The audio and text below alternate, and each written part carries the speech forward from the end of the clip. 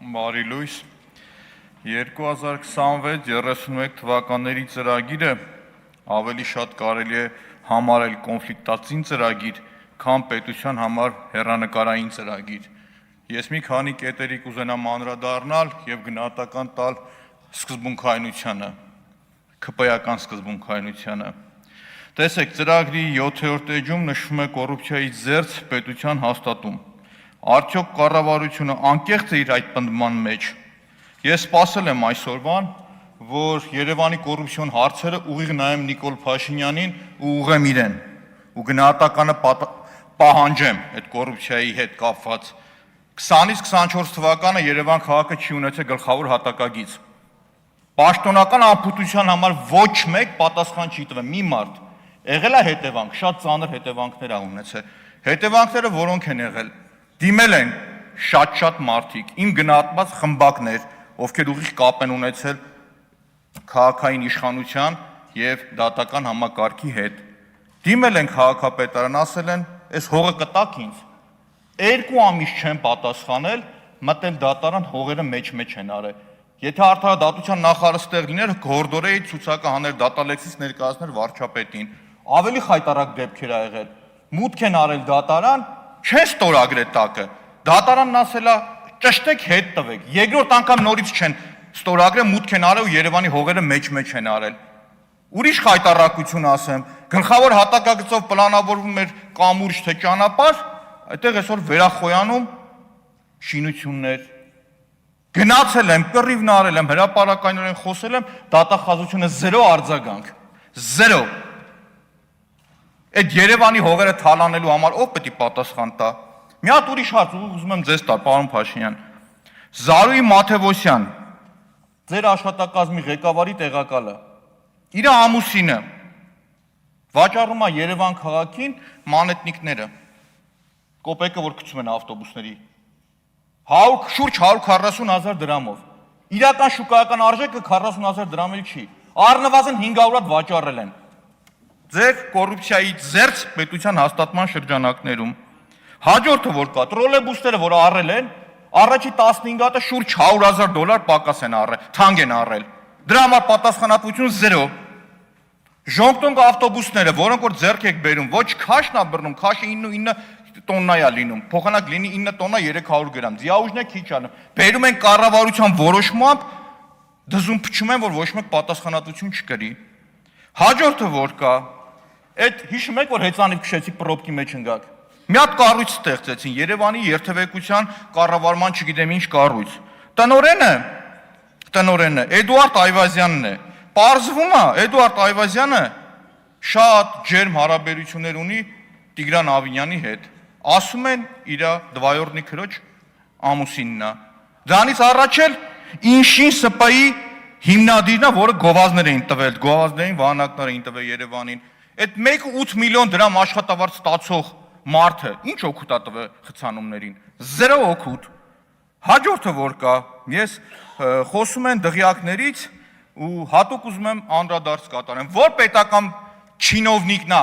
անվտանգության աշխատողներով հանդերձ ապրում Վագնի թաղամասում դղյակում։ Կարող է պարզվում ԱԱԾ տնօրեն Սիմոնյան Անդրանիկն է։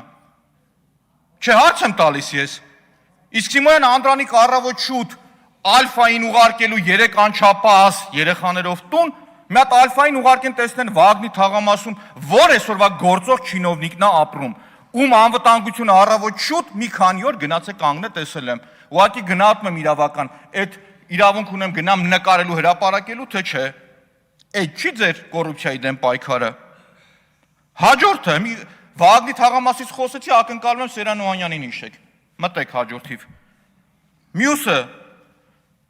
գրել եք Հայաստանի ազգային տիեզերական կարողությունների զարգացում։ Ակամայից հիշեցի 2 ֆանտաստիկ ձեր ծրագիր։ Այս նախորդ Armsat-1 Արբանյակը, որը կառավարության ապրիլ 15, 2022 թվականին կառավարության որոշմամբ հաստատել է 3.3 միլիարդ դրամ, ուղիղ հարց են ուղղել Մխիթար Հայրապետյանին, ասել են գործ ա հարուցվել։ Ոչ մի պատասխան, մամուլ էլ պտտվում է, որ հերթական մսխումն է։ Ակամայից հիշեցի Անիֆը։ Սերգեյ Բագրատյանը ստեղից որ խոսում էր, ես ակնկալում էի խոսար քննչական կոմիտեն այնուամենայնիվ գործա կարեց ձեր վրա, թե այդ 1.5 միլիարդ դրամը վնաս եք տվել պետությանը։ Հաջորդը խոստացել եք 6% տնտեսական աճ։ Ստեղ Եղոյանին, Աղաջանյանին ու Սիսակ Գաբրելյանին խորհուրդ կտամ ուշադիր լսեք Նիկոլ Փաշինյանի խոսքերը։ Երբ որ Նիկոլ Փաշինյանը բացատրում է, ոնց են անշարժ գույքի շուկայում 15000 գործար, ես գնահատել եմ 9000-ը Ռուսաստանից եկած մարդիկ են, այդ բոլոր տվյալներով հանդերձ։ Գնահատել է պղնձի գնի ոնց է ազդում, որ չեք կարողանում հասկանալ արտաքին էֆեկտը ոնց է ազդում։ Հաջորդը 125000 նոր աշխատատեղերը, կարծում եմ կասկածի տակ պիտի դնեմ այս թվերը, որ հրապարակել եք։ Ու ասեմ ինչի համար, խոսում եք 300,000 աշխատատեղ ստեղծել, բայց աղքատությունը մեր մնացել է նույն մակարդակի վրա, 1%-ի տարբերություն։ Այնինչ խոսք եք տվել 50% կրճատում, չեք իրականացրել, դրա համար քաղաքական պատասխանատվություն չի եղել։ Խոսում եք 10 ջրամբարների կառուցման մեկնարկի մասին, 21-ին խոսք եք տվել 15-ը, վեդին շուտվանից է եղել, որ մի հատ վեդի ունեք, իսկ խայտարակ վիճակա կապսի ջրամբարի պատկերը, շուրջ 130 միլիոն դոլարի բյուջե է եղել, ոչ մի աշխատանք չկա, վարկային միջոցներ, ով է տերը, քաղաքացին մեր։ Հաջորդ կետը, որ ուզում եմ անդրադարձ կատարել, որ 8 տարի 8 միլիարդ դոլար պարտք եք վերցրել, Երևանում 15000 երեխա հերթի մեջ սպասում որ մանկապարտեզ գնա։ 23 թվականից կռիվ եմ տվել, որ գնացեք հետ բերեք այդ մանկապարտեզները, կաշկանդված չեմ քննադատելու առնողին, ծախողին էլ հետ չբերողին էլ։ Ոչ մի քայլ չի արել, ոչ մի քայլ։ 3 տարի կռիվ եմ տվել, իմ ձեռը գործիքակազմը չի եղել։ Հաջորդը, դա սուտ էր, հրապարակումը չեղավ։ Հաջորդը, ապօրինի գույքի հետ կապված, այո, ով թալանելա պիտի բերի հետ դնի։ Ով թալանելա պիտի հետ բերի դնի ու ես կաշկանդված չեմ դա ասելու։ Շարունակություն ասեմ, երբևիցե ապօրինի գույքը չպիտի դառնա մահակ ընդդիմադիր կարծիք ունեցողի համար։ Երբևիցե։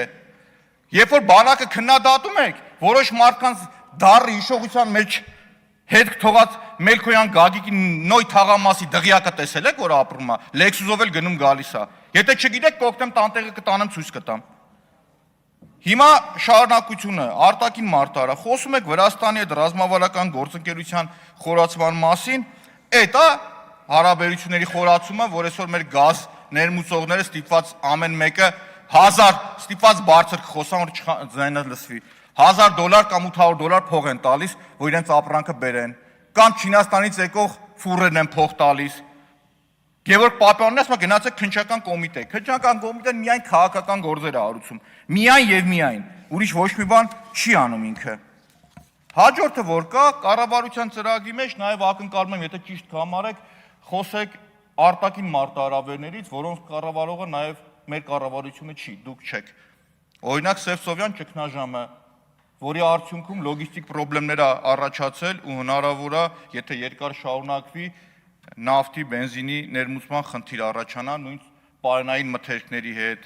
կամ Պարսկաստան Իրան հարաբերությունների սրումը, որը որ բերում է էներգետիկ այս ճգնաժամին, որը որ կա, ոնց եք դիմագրավելու այդ բոլորին։ Ես արձանագրում եմ, որ կառավարությունը չուներ տնտեսական հաշվարկ, թե տրիպի արդյունքում ինչքան փող ենք մենք դնելու, ինչքան ենք ծախսելու, ինչքան գումար ենք աշխատելու, բացակայում էր, ուղղակի բացակայում էր։ Դրա հակառակը տեսա կռիվ մեր ինքնության, մեր եկեղեցու դեմ։ Դրա փոխարեն ես տեսա արդարադատության կեղծ լոզունգները։ Թշնամությունը լավ տեղ չի տանում։ Եվ մի անգամ ասել եմ, եթե խոսում եք վենդետայից, վենդետան լավ բան չի։ Վենդետան սերունդներով է լինում, ու լինում են դեպքեր նույն Իտալիայի Կորսիկայում կամ Ֆրանսիայի Կորսիկայում կամ Սիցիլիայում, պարոն Հարությունյան, ես ուղեցի եւ մատով խնդրեմ սենց չանեք մյուս անգամ, ես թույլ չեմ տվել ձեր ելույթների ժամանակ ոչինչ։ Եվ այդ վենդետան սերունդ կշարունակվի։ Իսկ մեր երկիրը խոսք եք տվել, ուղիղ դուք խոսք եք տվել, որ պիտի սիրո ու համերաշխություն լինի։ Եթե կա մեկը, ով թալանել է, անարդարություն է արել, օրենքին դեմ բան արել, պիտի պատասխան տա, բայց անտրամաբանական է ալֆա ջոկատը ԱԱՑ-ի ուղարկել 3 անչափահաս երեխաների հետ տանը։ Այն պարագայում, որ բոլորը գիտեք, որ ոչ մեկ չի փախնում, ոչ մեկ չի գնում, վերջ դրեք այս թշնամությանը, դա լավ տեղ չի տանում։